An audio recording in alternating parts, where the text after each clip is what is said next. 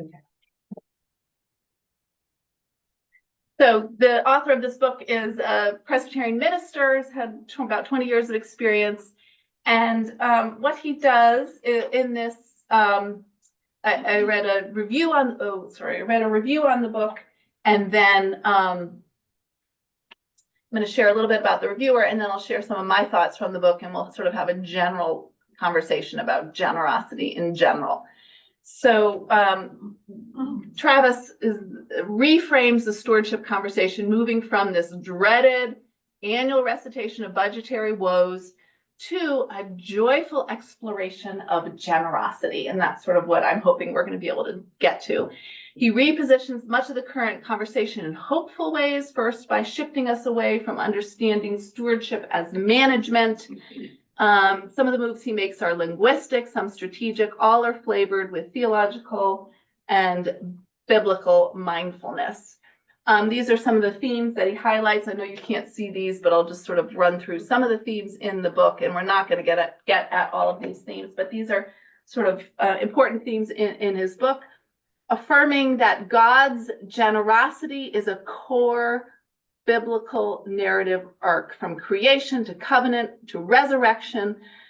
Our continuous call is to remember and adhere to God's generosity. That's sort of the whole theme, that God is generous.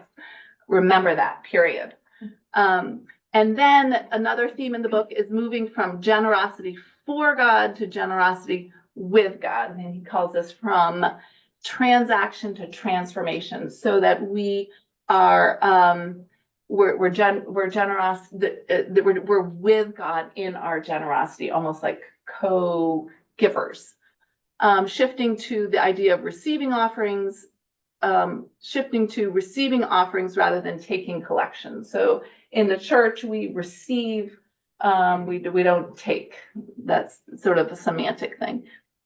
Renaming a congregation stewardship committee as the generosity committee. We've already done that. Move with profound implications beyond that is beyond just the word change, but this whole reframing stewardship to generosity. Embracing this countercultural power of practicing generosity, that it kind of is countercultural. He's saying that to be generous and to recognize God's generosity. Affirming that congregations and leaders who are open and transparent about money are generally more healthy and vital. Compelling thinking about a pastor leader's roles, responsibilities, including who knows what and why. There's a section on that in the book. Generosity as a way to counter the cultural forces of materialism, consumerism, and acquisition. There's a chapter on, we are in this world of materialism, consumerism, and acquisition. What do we do about it as Christians?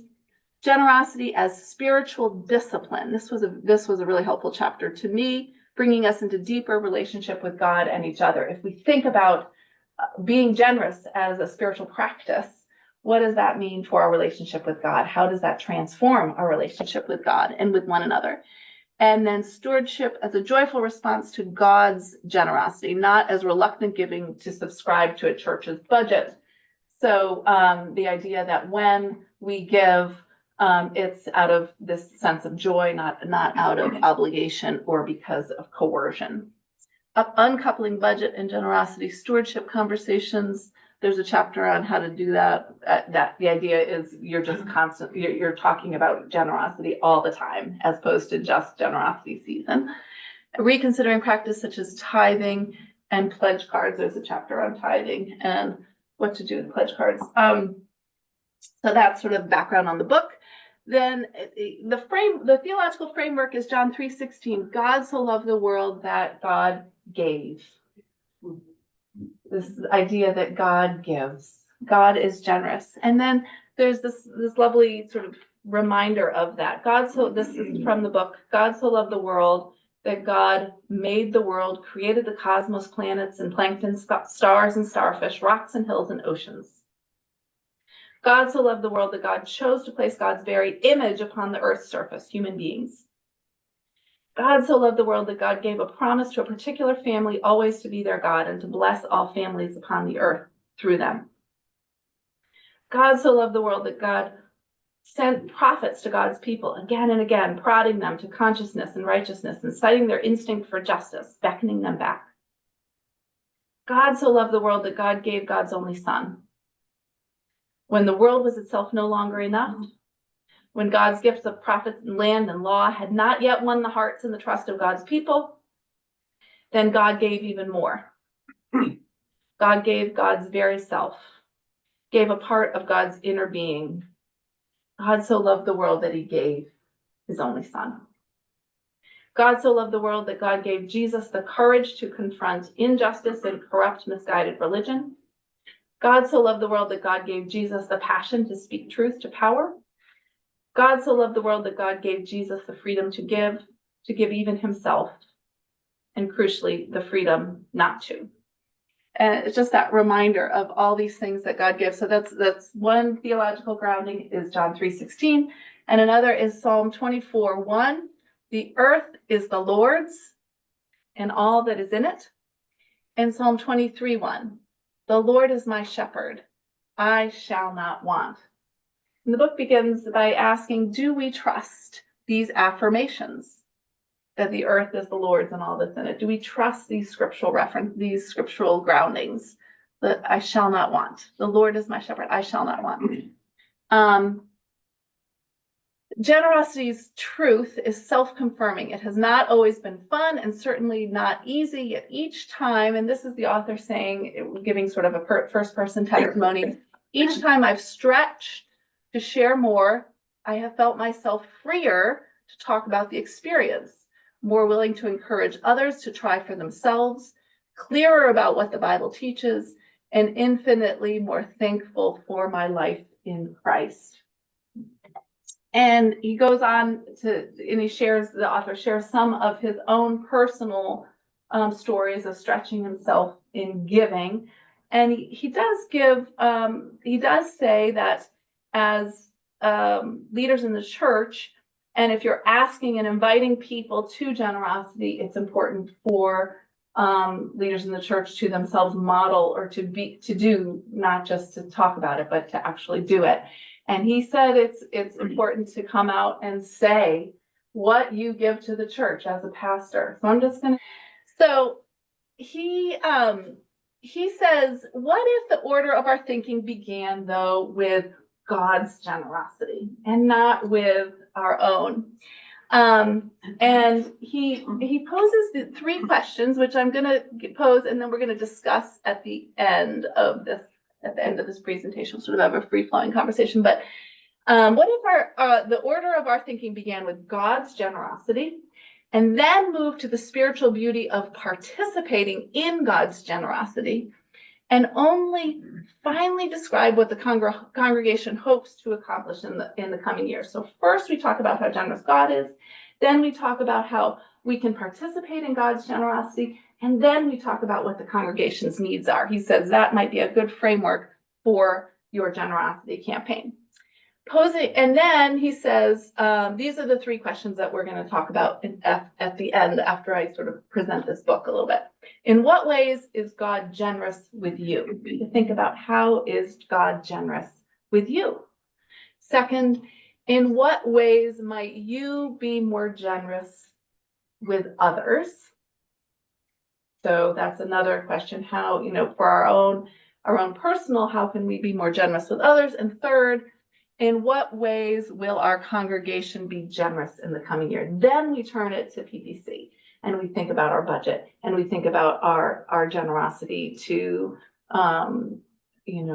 alleviating food insecurity in Montgomery County, or some of the other ways that we are shaping our budget in 2025. Posing these questions in this order: in what ways is God generous to you? In what ways are you generous with others? And third, in the congregation, posing the question this order then is asking us to imagine our participation in the kingdom here already, though not completely realized, not yet. Imagining how we ourselves are participating in God's generosity in the kingdom right now, though we know it's not fully realized. The conversation has to do with encouraging one another to grow ever more generous together, fashioning a community faithful to the values of reconciliation and redemption. So it's this give and take, this encouragement that God is calling us to generosity, we ourselves are hearing that call. We are encouraging one another to be generous. And then we're in the context of our community. The other scriptural reference that grounding for this idea is where your treasure is, there your heart will be also. That's Matthew 6:21. The idea is that our tithes and offerings are not organizational dues. They are God's gifts to and for the world. So when we think about being generous, we shifting that way of thinking to this is not just duty and obligation, but we're giving what God is calling us to do for the world. Only when we practice generosity can we understand the importance and beauty of practicing generosity. So this practice takes practice, and only by doing it do we know the joy of it. So that's kind of the case of like, you have to practice.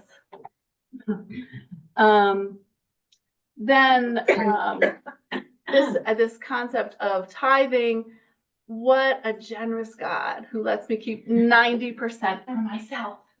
And the idea of the tithe comes out of Deuteronomy 26. Yeah, what a generous God.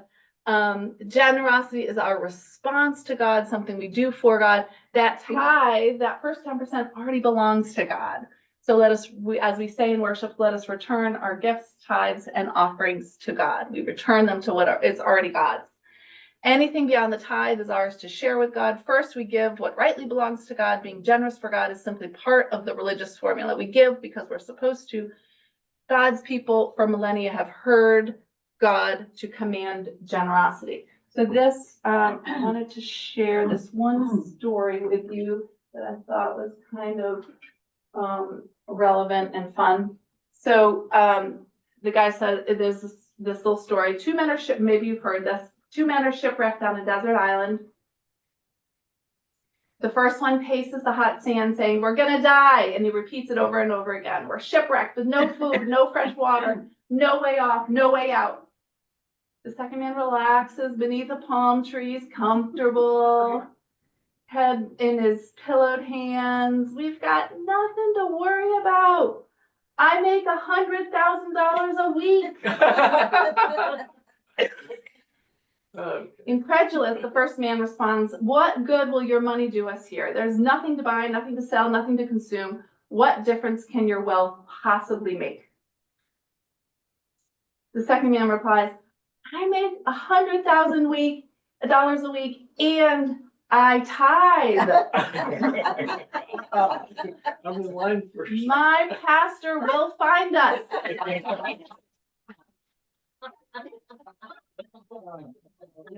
That was kind of funny. Right.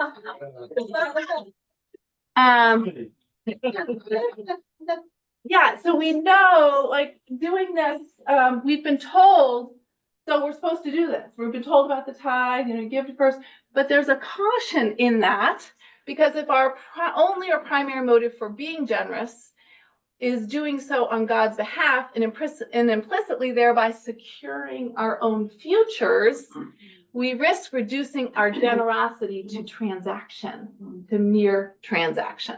Like a child at the candy store, we offer hard-earned pennies in exchange for something sweet, if temporary. Such is the nature of transactions. They don't change hearts. Transactions leave both parties unscathed, untouched, primed only for the next transaction. If we're generous simply because we're told to be, as in tithe or give, or if the only reason we give is to give for God, we can be excused our error because this has been the most public teaching concerning reasons for giving for a long time. And if you give, then you'll reap the rewards, inspires if then disciples. If God blesses me, I will give. If God's blessings diminish, the deal is off. So that's a caution that he gives, which I thought was helpful, because what we're trying to do with this idea of generosity is dig a little bit deeper and go into that. What is the practice? And this author reminds us that the Bible is a story of God, of wild, unleashed generosity, sort of in the spirit of that prayer that I read at the beginning. God's generosity, the goal of which is a new heaven and new earth, eternal communion and bliss together. Jesus speaks of the kingdom most frequently in the present. And while its complete fulfillment beckons from the horizon, the message is also clear that as Jesus has launched it already, we are to begin living now, living that new humanity now. Created in God's image, for God's purposes, for God's praise, we have front row seats of the drama of eternity. Our arrangement with God is beyond this command and response, this if-then. It's a relationship. God seeks with us a give and take, ask and answer, exhale and inhale, partnership. So this idea of a partnership with God then is part of when we are generous, when we model our behavior after God, then we experience deeper relationship, closer relationship with God and with other people. God holds nothing back. How is it that will you and I use all that God has given to us to participate in God's generosity? And that's what it means to practice this generosity of God. God's most generous impulse is born of the longing to be with us in creation. God's holy desire for relationship is an expression of God's inmost generosity. Now we need only understand that our embracing of this relationship inevitably invites us into lifestyles of lavish, extravagant, dare we say, prodigal generosity. Generosity is everything I give that leads me to know God more deeply. And if practicing generosity is limited to this transaction, to mere transaction, practicing generosity, God is Wholly transformational. It is wholly transformational, WHOLLY, as opposed to holy transformational, HOLY. That's the distinction. Yeah. So the idea that with being generous is we're trying to tap into that transformation of our hearts. Generosity is an entree to God's heart, certainly as powerful as forgiveness, grace, love, likely more so for the simple reason generosity is the surest sign God is transforming us for God's fullest partnership. To practice generosity is to engage in God's transforming power to make something that we do into something that we are. So it's in our being. It's who we are. We are generous people. We can't help but be generous. While generosity certainly includes sharing on resources, generosity with God is much more ranging than this, far-ranging. Generosity with God is a posture of the spirit, a temperament toward other people, situations, and toward God. Now, this a little bit of a nuance. Christianity is not just mere kindness. It's not just being nice. It's more than being nice or kind. It includes a kind deed, unexpected, unrequested, unremarkable. Generosity inspires a large tip at a restaurant, or it might listen patiently amidst another's quandary. It might turn the other cheek. Generosity waits patiently upon the belligerent child and tends lovingly to the aging parent. Generosity absorbs another's criticism without defensiveness, searching their insights for truth. Kindness is to be valued, yet we must never reduce Christianity to mere kindness. Still, people possessed of the sacrificial love of God become themselves loving and forgiving and gracious qualities that then we share bountifully, offer generously. And this generosity does include, in addition, it includes money, financial resources. Generosity changes people, it changes those who give, and it changes those who receive. When we are generous with God, God transforms those with whom we are generous.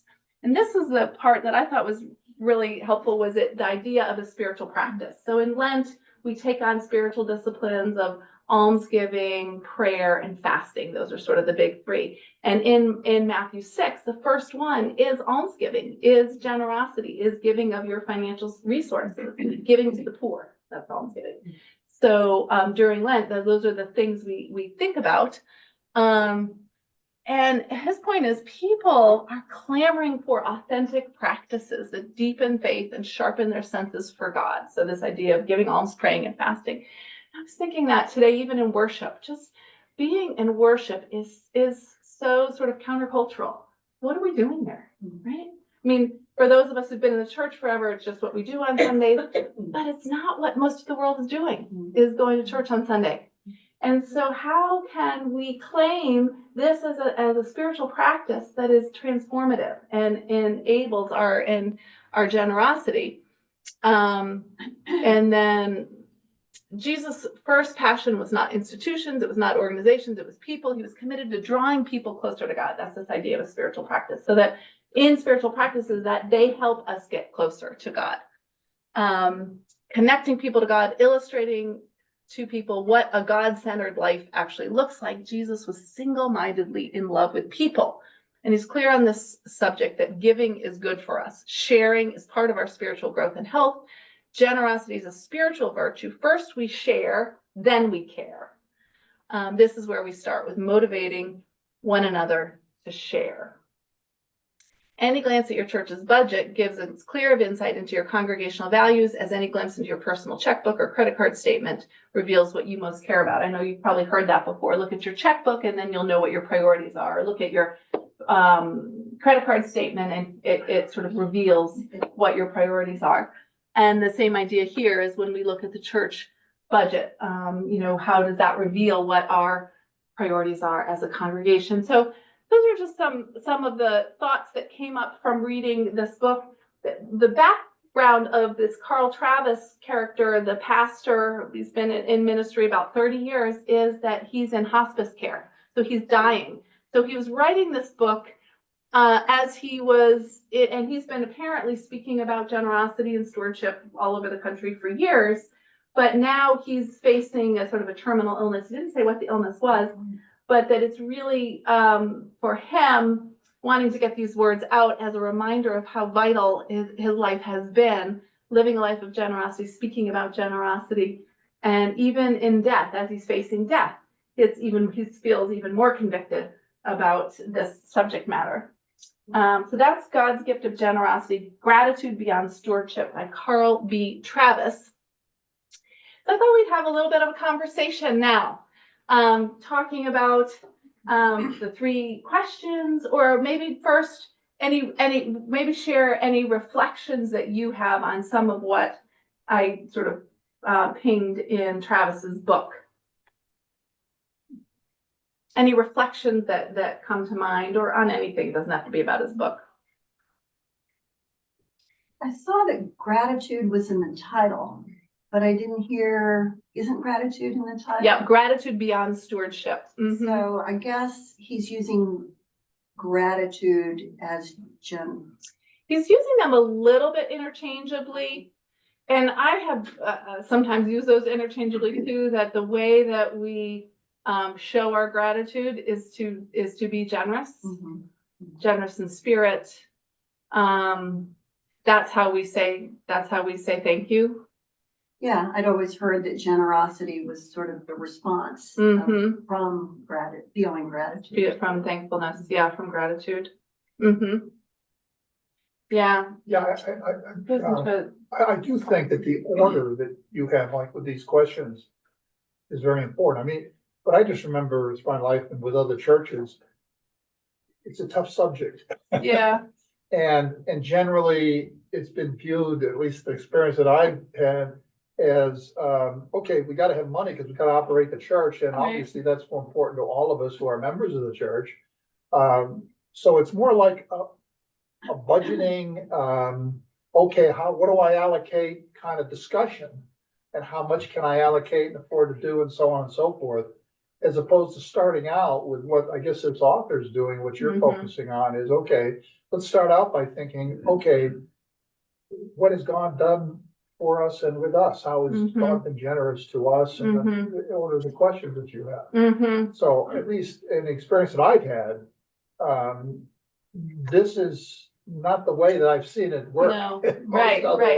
And most churches is more like an organizational thing. You know, we all have organizations, so they have dues, they have whatever to support the organization. So it's like in that transactional mode of, decide, okay, what we're gonna give to the church this next year, as opposed to this order. So put that aside for a moment and talk about first, how God has been generous to our community, to us individually, over our lives, contemplate that, and then get down to, okay, how do we think we can give back to the church in response to that generosity that God's given to us?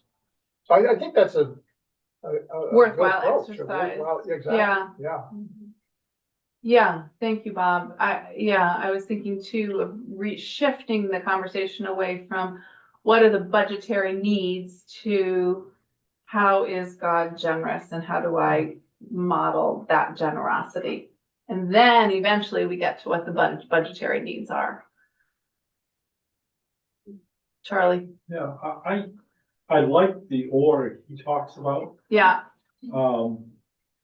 And I agree with Bob, it's difficult to wrestle. yeah, With quote, personal reality. yeah, But his approach tests our faith.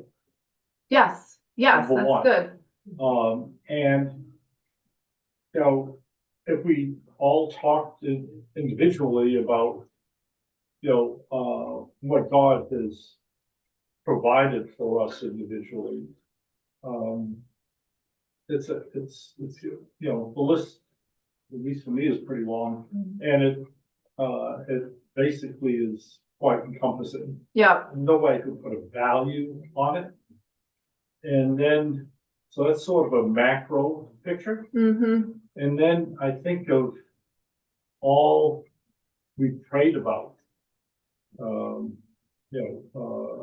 today in worship. in Mhm. worship, primarily, all the people who suffered Yeah, loss of family and or homes or whatever due to all these natural disasters. yeah, And God encouraging us to help, with some relief in some form. mm-hmm, And that dollar budget is astronomical. mm-hmm, And so it comes down to, eventually the question that you asked later is, what can I as an individual gift for God's work? So I don't feel it's transactional, that I feel that I've extended myself, and it may not be the one only time that year. mm-hmm. As you said, there's an organ fund, Mm-hmm, maybe the Red Cross deserves a big donation, mm-hmm, etc. mm-hmm, And I think the church members individually struggle with that kind of dynamic. yeah, And I, underline that there is that challenge, but on the other hand, I like the way he, orders it. orders it. Yeah, yeah. So when I go to the grocery store, they'll say, do you want to increase your receipt or whatever to give to Children's Hospital or whatever the association is that the grocery store is supporting at that day. And I always say I give to my church. That's just what I say. Do you say that too? Yeah. Because I just feel like, you can give, and to your point, you have to sort of make those determinations. You can give and give and give, and to what organization needs it the most. But I trust that the church is caring for, is generous in those areas where we're called to be generous. And then I'm not saying, no, I'm not going to give. By just shutting down I'm not gonna give a little bit more. I tell the person I give to my church. So that also is a way of saying, that's my sort of priority for giving right now. That was actually my question also. How do you evaluate what you do for the church, as well as when you have all the other places that you do give to things like St. Jude's and all these Cool, other places. right. And so you try to keep them separate. They don't, in your own way of thinking, you don't include that with your plan of tithing. It's Right. when you give to someplace else, it doesn't include that what you're giving to the church. And what you're doing, how about what you're doing for the church, if it's not financial, if there are other things that you do, Right, how do you evaluate that? right, Put it right. together. And that's part of that generous orientation of not just monetary, but time, talent, and treasure. So this author was saying, and I think this, I listen to how I also organize my life, is the 10% to the church is what, the tithe to the church is first. That's sort of what. And then, in addition, I give to Davidson, I give to Princeton Seminary, and then other organizations, Shalem or whatever, but those are just what I choose to give to. But those are in addition to the tithe financially. And then with time and talent, as far as, volunteering for a worthy organization or the Red Cross or, going on a mission trip or helping out with hurricane relief, wherever, is in addition. It's just part of your generous way of being, your generous orientation. I mean, that's how I interpret it, and I think this author is sort of but I mean, he and I are both pastors too, so that's but that's sort of where we land.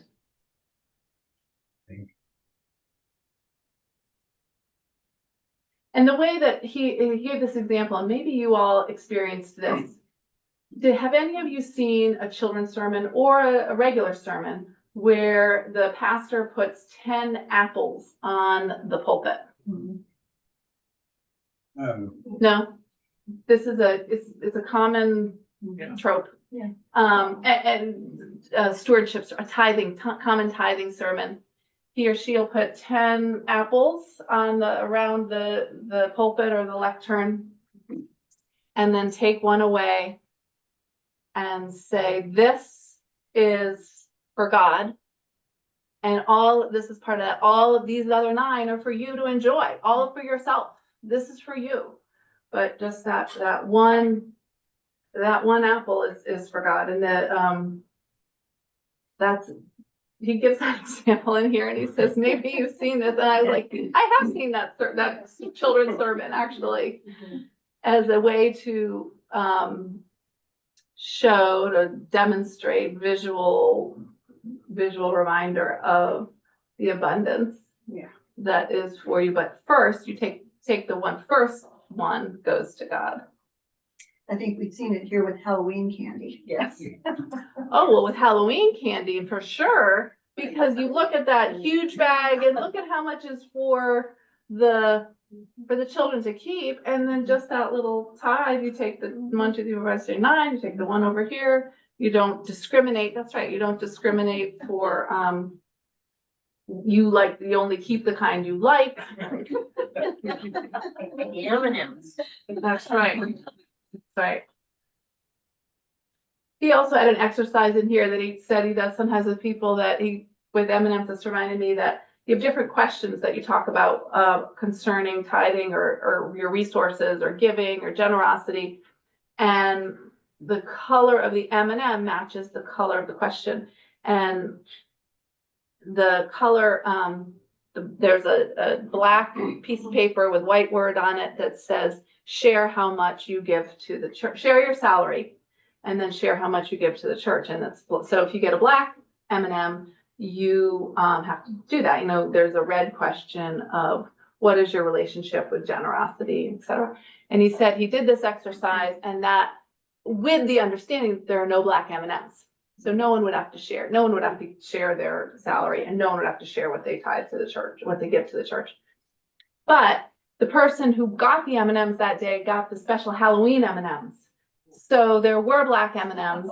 And so people got the black M&M, and they saw that question, share what your salary is. And they're like horrified, and then share what you give to the church.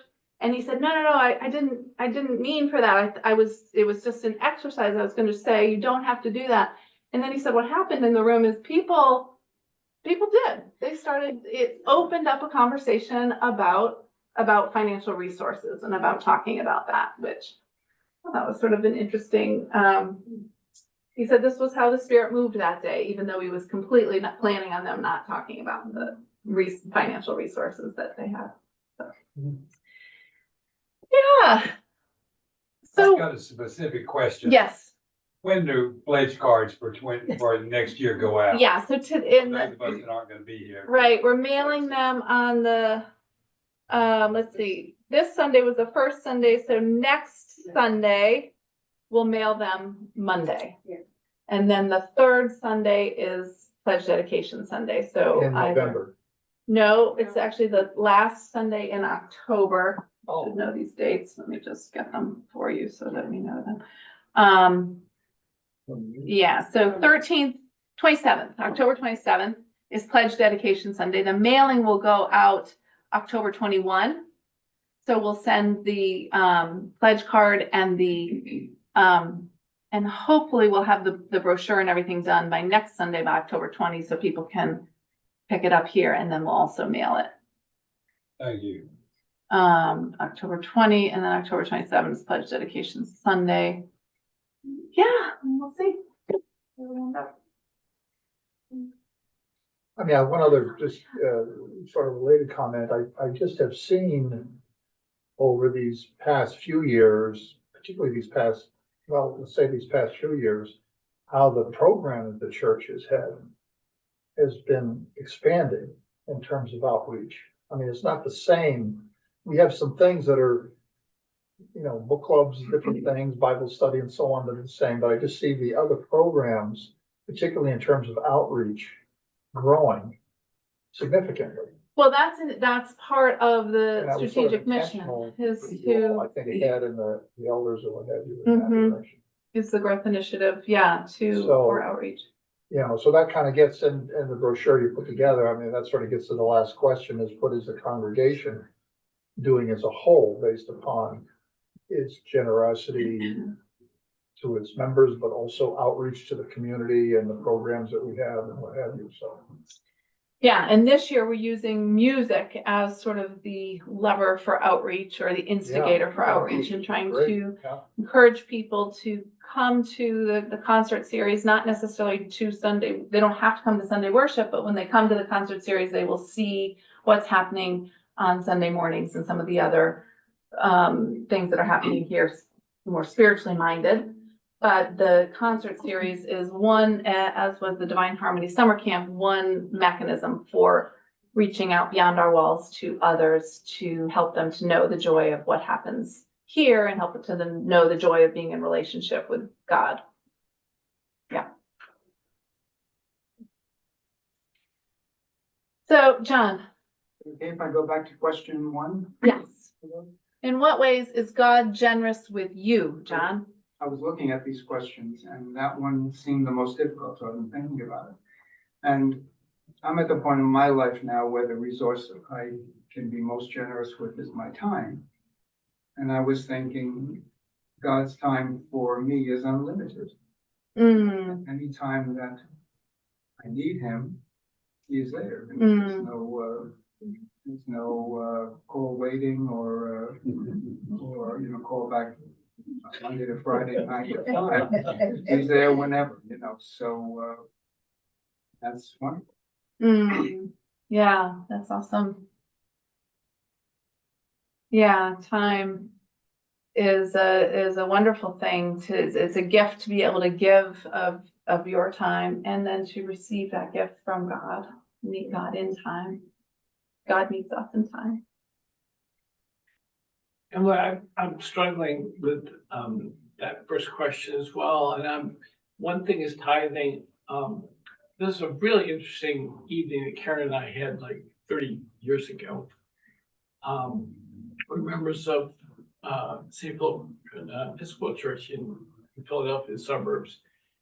And there was a man who came, and he had been a millionaire many times over, and he decided to give all of his money away to the church. And then we spent an evening with him at the rector's house. You remember this guy? And he talked about giving, I think someone had to drive to New Jersey to get him because he didn't have a car. He had a yacht, he had cars and boats and big houses and all this, and he decided to give it all away. And I don't know. I've just been struggling with this kind of thing, my whole life of thinking what was, what is does it stop at tithing? Does it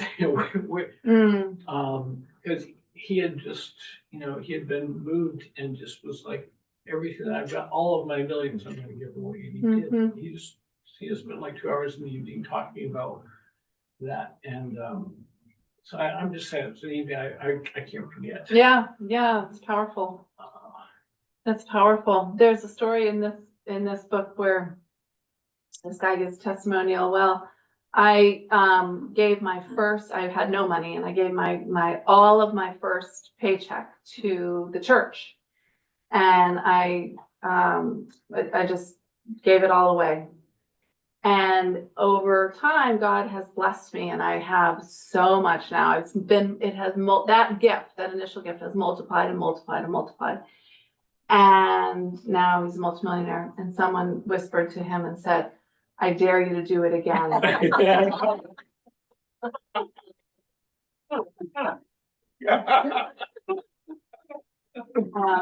But that kind of thinking is not the kind of thinking they want, like that transactional, that I give to the church and then I get blessed.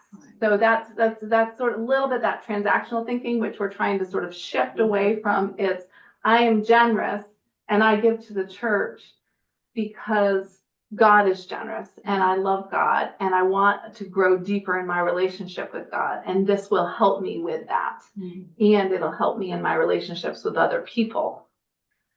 This is complicated. It goes back to the Catholic Church and the selling of indulgences and some of the origins of Protestantism, and it's a complicated story.